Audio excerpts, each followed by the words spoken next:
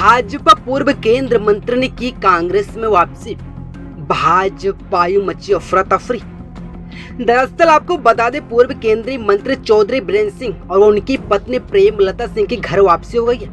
मंगलवार को नई दिल्ली में दोनों नेताओं ने भाजपा छोड़ कांग्रेस में शामिल हो गए।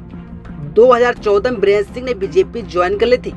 पीएम मोदी के पहले कार्यकाल में इस्पात मंत्री और ग्रामीण विकास एवं पंचायती राज मंत्री थे।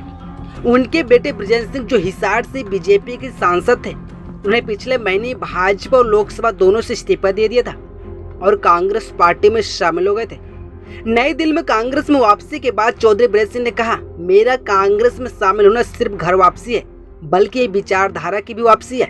मैं ये बात इसलिए कह रहा हूँ क्योंकि मैंने मान्यताओं को निभाया है। देश में नेताओं के लिए व्यवहारिक रूप से कुछ गरिमा व मान्यताएं हैं जिन्हें निभाना चाहिए, क्योंकि मान्यताओं को निभाने से हमारा देश मजबूत होगा। बीरेंद्र सिंह ने कहा कि जब मैंने कहा कि मैं कांग्रेस में जाकर अपनी बातें कहूं, तो जयराम रमेश जी से पहला बार संपर्क हुआ। जब मैंने जिक्र किया तो उनके शब्द थे, जिसकी जरूरत इस देश की पॉलिटिक्स में है। उन्होंने कहा कि आप बेशक विपक्ष में रहे, लेकिन आपकी मौजूदगी बीजेपी में मर्यादित रही। आपने किसी पार्टी के बारे में छोटी बातें नहीं की। बीरेंद्र सिंह ने कहा कि कांग्रेस एक बड़ी शक्ति के रूप में आगे बढ़ेगी। कार्यकर्ता मजबूती से कदम आगे बढ़ाएंगे। हरियाणा में भाजपा ने 10 साल में किसी को अपना नहीं बनाया। बीरेंद्र सिंह ने कहा कि वह सोनिया गांधी से माफी मांगकर बीजेपी में गए थे।